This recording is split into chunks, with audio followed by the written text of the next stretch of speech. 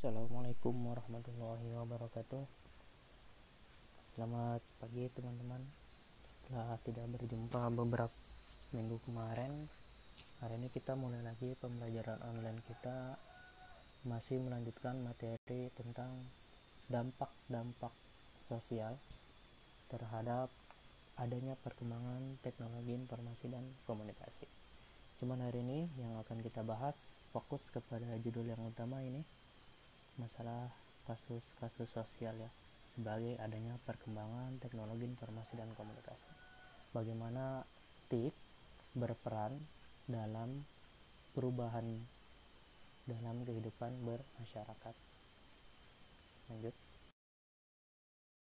Ya, TIK membawa perubahan kepada kehidupan.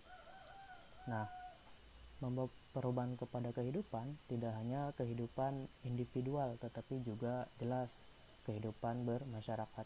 Tidak hanya pria, tidak hanya wanita, atau tidak hanya perseorangan, tidak hanya kepada seseorang, tetapi bagaimana satu orang mempengaruhi orang lain atau berkehidupan sosial gitu. Apa aja sih? Nah, yang pertama adanya perubahan pola pikir. Contoh yang paling sederhana adanya perubahan pola pikir. Dulu kalau misalkan, mohon maaf ya, kalau misalkan kita makan, ya udah kita makan aja gitu, tidak direpotkan dengan hal-hal yang lain. Sekarang mungkin kalau kita makan, kalau makanannya unik, lagi viral, tempatnya lagi viral, kemudian kita gatel buka handphone, kita foto, kita upload di sosial media. Nah, itu kan adanya perubahan pola pikir yang sekarang mungkin kalau misalkan kita mencari makan, tidak peduli rasanya enak atau enggak, yang penting sedang viral, tempatnya enak, instagramable, kita kemudian foto, kita upload di sosial media. Nah, itu contoh sederhana perubahan pola pikir itu ya. Next. Nah, perilaku sosial jelas.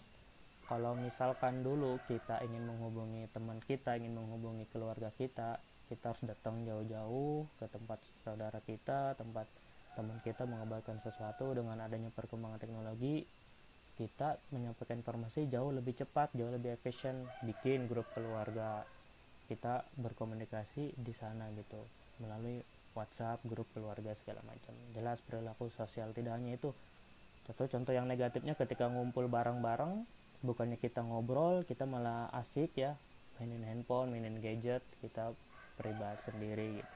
Next. Nah, perubahan adanya teknologi, kemudian terlihat ada yang samar-samar perubahannya, ada juga yang jelas perubahannya. Ada yang cepat, ada yang lambat dalam menerima perubahan tersebut. Nah, lihat di sini teman-teman, perhatikan. Ada yang maju karena bisa menyesuaikan dengan zaman. Nah, jadi rata-rata sekarang perusahaan, individu, atau apapun itu tidak bisa terlepas dari yang namanya sebuah teknologi. Nah, perusahaan atau seseorang yang bisa menyesuaikan dengan zaman, khususnya dengan perkembangan teknologi, maka dia akan maju. Ya. Karena teknologi ini satu hal yang tidak bisa kita hindari. Teknologi ini satu hal yang sangat jelas, yang harus kita bisa menyesuaikan dengan keadaan zaman, sehingga kita tidak tertinggal dengan bangsa-bangsa yang lain, tidak tertinggal dengan kehidupan yang sekarang itu, yang sekarang semuanya informasi serba cepat gitu. Nah, atau kita kenal istilahnya shifting, itu bisa menyesuaikan dengan perkembangan zaman. Nah, terus ada juga yang mundur. Nah, yang mundur ini karena tidak bisa menyesuaikan dengan zaman. Ya, dia mungkin menolak teknologi atau tidak paham perkembangan teknologi. Makanya adanya teknologi ini sesuatu yang tidak boleh kita tolak. Kita harus bisa menyesuaikan sehingga kita bisa maju dengan teknologi.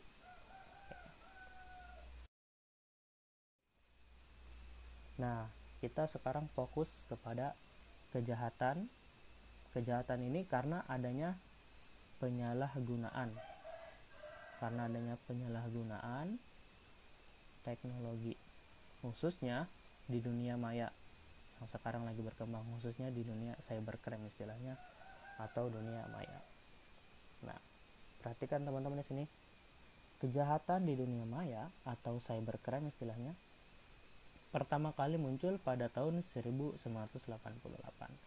dengan membuat worm, atau istilah sekarang kita sebut lebih familiar dengan istilah virus, yang mengakibatkan terputusnya jaringan internet di seluruh dunia. Jadi awal mulanya ada kejahatan atau cybercrime di dunia maya pertama kali pada tahun 1988 ya, karena adanya sebuah virus yang menyebabkan terputusnya jaringan internet di seluruh dunia.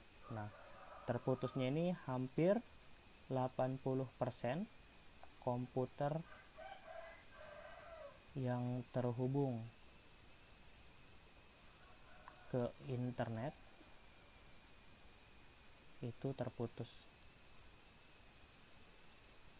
Nah, karena adanya worm atau virus ini ya, yang menyerang pada jaringan internet seluruh dunia, yang hampir 80% komputer di seluruh dunia pada saat itu terputus karena adanya serangan virus atau worm. Nah, ada banyak kejahatan yang terjadi di dunia maya, munculnya istilah cracker dan ada munculnya istilah hacker. Apa sih perbedaan cracker dan hacker? Nah, untuk lebih jelasnya, kalau misalkan cracker, dia masuk ke dalam jaringan komputer untuk niat merusak atau mencuri, pokoknya untuk kegiatan-kegiatan negatif. Kalau misalkan hacker, dia hanya ngetes doang sejauh mana keamanan jaringan internet atau jaringan komputer, hanya untuk ngetes aja apakah ada celah atau bugs istilahnya gitu ya. Jadi kalau misalkan cracker, namanya crack, rusak ya, jadi dia masuk ke dalam jaringan komputer untuk niat negatif, mencuri, mengubah, pokoknya untuk kegiatan-kegiatan negatif. Kalau misalkan hacker, dia tujuannya hanya untuk ngetes kemampuan sebuah jaringan internet nih, keamanannya seperti apa, apakah ada celah ataukah ada bugs gitu ya. Namun kejahatan dunia maya yang sering kita jumpai adalah sebagai berikut. Nah, ini perhatikan ya, contoh kejahatan di dunia maya yang sering kita jumpai dalam kehidupan kita sehari-hari. Harapannya teman-teman bisa membedakan mana kejahatan-kejahatan yang sering kita jumpai atau bahkan secara tidak sadar kita melakukan kejahatan tersebut. Apa aja sih? Nah, populer cybercrime. Nah, ini kejahatan dunia sosial yang sering dijumpai. Yang pertama ada hoax dan berita palsu. Yang kedua ada perundungan atau cyberbully. Yang ketiga pelanggaran privasi. Kita bahas satu-satu ya. Yang pertama yang kita bahas ini dulu nih, hoax dan berita palsu. Kita bahas.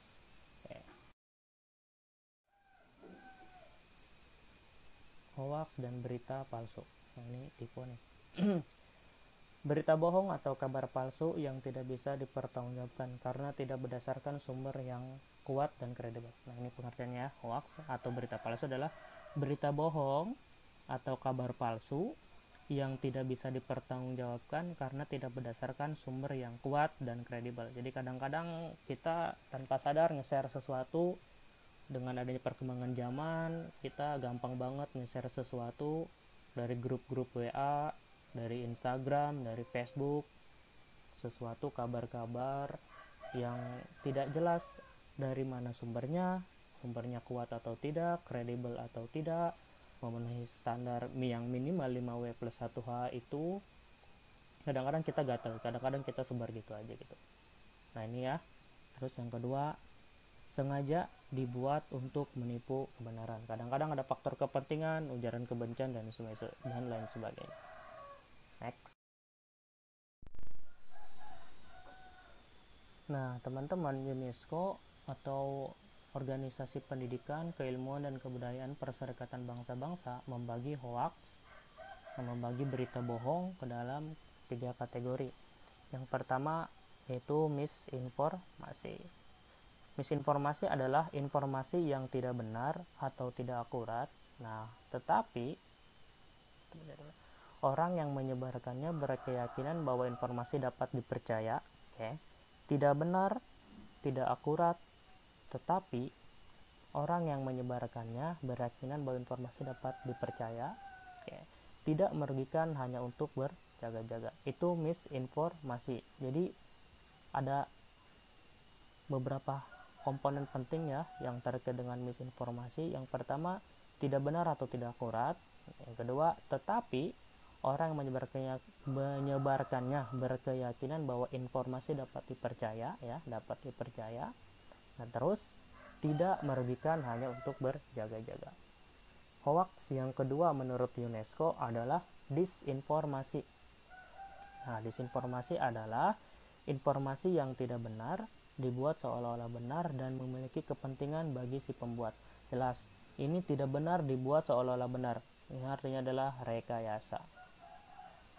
Biasanya dibuat nih si pembuat ada faktor-faktor kepentingan, ya. Apalagi zaman-zaman kemarin, kalau misalkan kita ingat ya, zaman-zaman pilpres, pilkada, pokoknya zaman-zaman pemilu nih, kadang-kadang ini heboh banget. Disinformasi ini banyak banget tersebar di digital, di dunia digital, di internet gitu. Nah, yang ketiga menurut UNESCO, hoax yang ketiga adalah adanya malinformasi. Malinformasi adalah informasi yang memang memiliki cukup unsur kebenaran. Nah, lihat, memiliki cukup unsur kebenaran baik berdasarkan penggalan atau fakta objek, tetapi dibuat atau disajikan untuk merugikan pihak lain. Nah, ini kadang-kadang gini, ada sebuah video yang biasanya dipotong untuk memecah belah atau untuk memfitnah.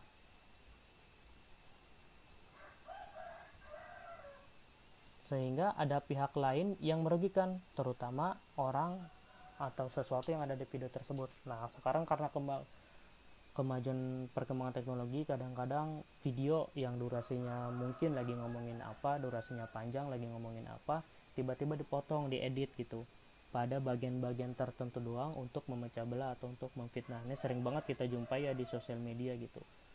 Nah, itu jadi perhatian buat teman-teman kalau misalkan bikin video atau apapun itu harus berhati-hati gitu. Jangan sampai kita buat sesuatu di dunia digital justru membahayakan bagi diri kita sendiri gitu, dan itu jadi hal yang harus diperhatikan benar-benar gitu, teman-teman. Oke ya, jadi UNESCO atau Organisasi Pendidikan, Keilmuan, Kebudayaan Perserikatan Bangsa-Bangsa, nah itu membagi hoax ke dalam 3 kategori ini ya. Yang pertama ada misinformasi, ini beritanya tidak benar atau tidak akurat, tetapi orang yang menyebarkannya berkeyakinan informasi dapat dipercaya dan hanya untuk berjaga-jaga, tidak merugikan. Yang kedua adanya disinformasi. Disinformasi ini jelas dia informasinya, beritanya tuh nggak benar, dibuat seolah-olah benar nih, dibuat seolah-olah benar dan memiliki kepentingan bagi si pembuat. Ini biasanya untuk memecah belah gitu. Jadi pembuat ini ada kepentingan untuk dirinya sendiri atau untuk kelompoknya gitu. Terus ada yang malinformasi. Informasi ya unsur kebenarannya dapat, baik penggalan atau fakta objektif, tetapi dibuat atau disajikan untuk merugikan pihak lain. Jadi beritanya itu disajikan tidak lengkap, kadang-kadang dipotong, kadang-kadang diedit untuk memecah belah atau memfitnah atau untuk merugikan orang lain. Oke ya, jadi itu ya, ada misinformasi, ada disinformasi, ada yang malinformasi. Nah, ini yang sering kita jumpai di dunia digital sekarang, apalagi di zaman sosial media. Jadi teman-teman ketika mendapatkan sebuah share, sebuah berita, broadcast berita gitu, khususnya di grup-grup WhatsApp, jadi teman-teman harus perhatikan dulu berita tersebut benar atau tidak gitu. Nah, jadi teman-teman juga bisa membedakan mana yang misinformasi, mana yang disinformasi, mana yang malinformasi gitu. Lanjut. Yang kedua, cybercrime yang kedua yang sering kita jumpa adalah perundungan cyber atau cyberbully. Ngebully di dunia digital atau di dunia sosial atau di media sosial gitu, mudahnya ya. Nah, ini dia. Perilaku yang melecehkan ataupun merendahkan seseorang kebanyakan menimpa anak-anak dan remaja yang dilakukan. Nah, ini ya, perhatikan yang dilakukan di media digital. Contohnya melalui SMS atau mungkin sekarang WA ya, email, instant messaging, WA, Line, Facebook Messenger dan sebagainya, blog, media sosial atau halaman web untuk mengganggu atau mempermalukan atau mengintimidasi seseorang. Jadi cyberbully atau perundungan cyber adalah perilaku yang melecehkan, merendahkan, menghina yang dilakukan di media digital, baik SMS, email, instant messaging, blog, media sosial, atau halaman web untuk mengganggu dan mempermalukan atau mengintimidasi orang lain. Karakteristik cyberbully. Nah, apa aja sih karakteristik cyberbully itu? Yang pertama, persisten. Artinya, cyberbully itu menggunakan perangkat digital yang menawarkan kemampuan untuk berkomunikasi secara langsung dan terus-menerus. Nah, komunikasi secara langsung dan terus-menerus yang tidak ada hentinya, yaitu 24 jam selama 7 hari. Sehingga akhirnya tekanan yang dilakukan terus-menerus. Jadi kalau misalkan nih, mohon maaf teman-teman melakukan bullying kepada orang lain, kepada teman kalian yang diunggah di internet, di sosial media, itu menawarkan kemampuan berkomunikasi secara langsung dan terus-menerus 24 jam 7 hari. Jadi selama itu masih ada di internet, orang-orang yang lain akan bisa membaca, akan bisa mengakses, sehingga tekanan yang dilakukan itu terus-menerus. Bayangkan kalau misalkan kalian dibully, kemudian bullying tersebut oleh yang ngebully kalian itu diupload di sosial media, mempermalukan diri kamu, kemudian aib tersebut atau yang dipermalukan tersebut itu diupload di sosial media. Kan itu buliannya, hinaannya, intimidasinya, perbuatan tidak menyenangkannya selama masih ada di internet itu dilakukan terus-menerus gitu. Karena tadi internet itu 24 jam selama 7 hari, artinya tidak pernah berhenti gitu. Itu yang dimaksud dengan karakteristik cyberbully yang pertama, yaitu persisten. Jadi melakukan bullying, melakukan perangkat digital yang menawarkan komunikasi secara terus-menerus selama 24 jam per 7 hari. Sehingga jelas tekanannya dilakukan terus-menerus. Jadi tekanannya lebih banyak, selama itu tidak dihapus, selama itu masih ada di internet, jadi dilakukan secara terus-menerus. Itu cyberbully yang pertama, yaitu persisten. Yang kedua, permanen. Nah, yang kedua nih permanen. Tadi persisten, yang ini permanen. Sebagian besar informasi yang dikomunikasikan secara elektronik bersifat permanen dan publik. Jadi kalau misalkan kalian sudah melakukan cyberbully, mohon maaf ya, sudah melakukan cyberbully kepada teman kalian, kemudian diupload di internet, itu akan permanen, susah hilangnya. Karena bisa jadi oleh kalian hapus, tapi orang lain sudah screenshot, sudah download segala macam gitu, sehingga itu susah untuk dihilangkan gitu. Dan bersifat permanen dan publik, siapapun orang bisa membagikan, bisa ngupload ulang, bisa menyebarkannya lebih banyak lagi. Jadi hati-hati teman-teman dengan postingan-postingan kalian yang dilakukan di internet gitu, karena bersifat permanen. Meskipun mungkin sama kalian sudah dihapus, kalian sudah menyadari hal tersebut, tetapi orang lain masih bisa ngupload ulang, ngebagikan lebih banyak lagi dan lain sebagainya. Itu makanya harus hati-hati. Apapun yang sudah kalian sebarkan di internet secara elektronik itu pasti akan bersifat permanen dan publik. Jadi apapun yang kalian sebarkan di internet sudah bukan lagi tanggung jawab kalian. Jadi sudah tersebar ke publik dan kalian tidak bisa mengontrol hal tersebut. Makanya hati-hati dengan postingan apapun atau hal apapun yang kalian lakukan di dunia digital, khususnya di internet. Yang ketiga, sulit diketahui ya. Jadi karakteristik cyberbullying yang ketiga adalah sulit diketahui, karena guru dan orang tua mungkin tidak mendengar atau mengetahui cyberbully. Kalau misalkan teman-teman kena kasus cyberbully di internet oleh teman kalian, mohon maaf, kalian laporin aja ke guru atau ke orang tua kalian gitu. Jadi Karena kenapa harus dilaporkan? Karena yang namanya di internet kadang-kadang guru atau orang tua kita tidak tahu gitu. Mungkin hanya teman-teman kita yang tahu, tapi guru dan orang tua tidak tahu karena mungkin ada keterbatasan jarak di dunia digital gitu antara guru dan orang tua. Makanya kalau misalkan teman-teman kena cyberbully, laporkan aja ke guru atau ke orang tua kalian biar kasus ini cepat tertangani gitu. Next. Yang ketiga, cybercrime yang ketiga adalah pelanggaran privasi. Nah, pelanggaran privasi diatur dalam undang-undang. Jadi pengaturan privasi kita, privasi itu yang berkaitan tentang diri kita, private ya, yang berkaitan dengan pribadi kita, itu privasi namanya, yang berkaitan dengan diri kita gitu. Apa aja sih data pribadi atau data privasi itu? Nah, setiap data tentang seseorang, baik yang teridentifikasi dan atau diidentifikasi secara tersendiri atau dikomunikasi dengan informasi lainnya, baik secara langsung maupun tidak langsung melalui sistem elektronik ya. Jadi data pribadi itu setiap data tentang seseorang, baik yang teridentifikasi dan atau diidentifikasi secara tersendiri atau dikomunikasi dengan informasi lainnya, baik secara langsung maupun tidak langsung melalui sistem elektronik ya. Perhatikan, yang teridentifikasi ataupun diidentifikasi secara tersendiri atau dikombinasi gitu ya. Ini data pribadi atau data privasi adalah setiap data tentang seseorang, baik yang teridentifikasi atau diidentifikasi secara tersendiri atau dikomunikasi dengan informasi lainnya, baik secara langsung maupun tidak langsung melalui sistem elektronik. Contohnya adalah data privasi itu kalau misalkan teman-teman bikin atau buat atau jangan buat dulu deh, yang mudah dulu, itu pendaftaran nomor handphone, registrasi nomor ya. Itu teman-teman memberikan kakak dan nik. Nah, artinya itu oleh teman-teman sendiri teridentifikasi nih, kakak dan nik ini. Kemudian kakak dan nik ini akan dikombinasikan. Jadi operator akan ngecek,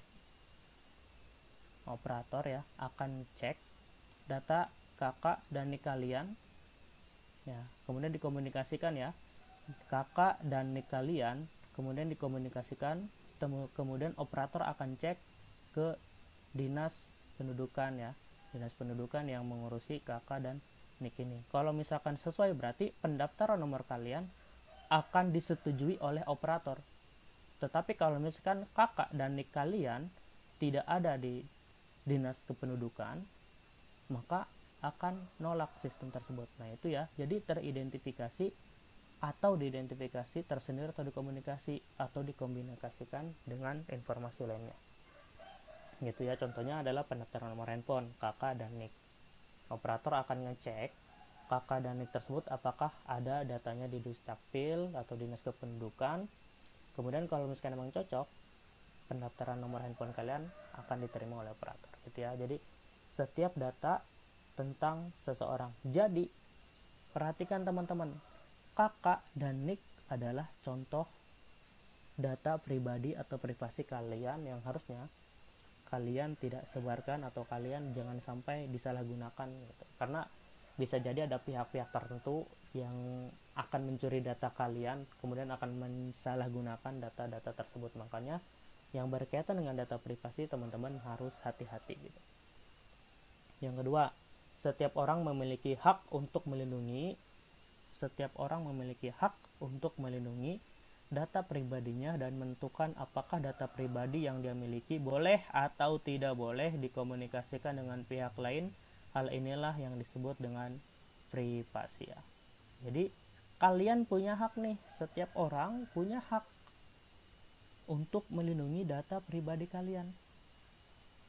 Jadi kalian punya hak untuk melindungi pribadi kalian, tadi ya diatur dalam undang-undang, juga ada undang-undangnya juga yang mengatur tentang data pribadi ya. Jadi kalian punya hak, kalian punya bahkan mungkin punya kewajiban untuk melindungi data-data pribadi kalian. Yang sering kita lupakan masalah data pribadi adalah kita sering banget menyebarkan nomor pribadi, nomor handphone kita di internet gitu, di sosial media. Padahal mohon maaf teman-teman, membagikan nomor pribadi di internet atau di sosial media itu bisa membahayakan diri kita, karena sekarang banyak kasus gitu pencurian data dari nomor ponsel untuk kepentingan pihak-pihak tertentu gitu. Jadi teman-teman ketika membagikan nomor handphone, tolonglah diperhatikan lagi di mana kalian membagikan nomor tersebut, kepada siapa kalian membagikan tersebut, karena bisa jadi hal itu justru membahayakan bagi diri kalian sendiri gitu. Kayak data pribadi yang dilindungi, yang pertama keyakinan ya, agama, data keluarga, nomor telepon tadi kita udah bahas, nomor telepon kakak dan NIK, catatan kejahatan, mungkin mohon maaf teman-teman yang punya catatan kejahatan gitu, terus keterangan cacat fisik atau mental. Jadi jangan bangga, sekarang orang-orang justru bangga gitu ya. Anehnya sekarang mohon maaf nih, sekarang bangga ada orang-orang ya, netizen gitu, netizen bangga mengaku dirinya bipolar gitu. Nah ini yang sekarang lagi trending di sosial media gitu, orang-orang kok bangga banget ngaku dirinya bipolar, padahal tersebut adalah data pribadi yang harus dilindungi gitu. Jadi punya cacat-cacat fisik, mohon maaf ya, sekali lagi mohon maaf, tidak bermaksud untuk merendahkan. Cacat mental itu jangan sampai disebarkan gitu, karena itu adalah pribadi diri kalian sendiri gitu. Jadi teman-teman harus prepare, harus bisa mempersiapkan, harus bisa membedakan mana yang boleh disebar, mana yang harus dilindungi. Jangan sampai karena kita bangga nyebar-nyebar data tersebut, terutama tadi ya nomor handphone gitu, itu justru membahayakan diri kita sendiri gitu. Jadi teman-teman harus paham mana data pribadi yang private, mana yang boleh disebar di internet. Itu aja teman-teman.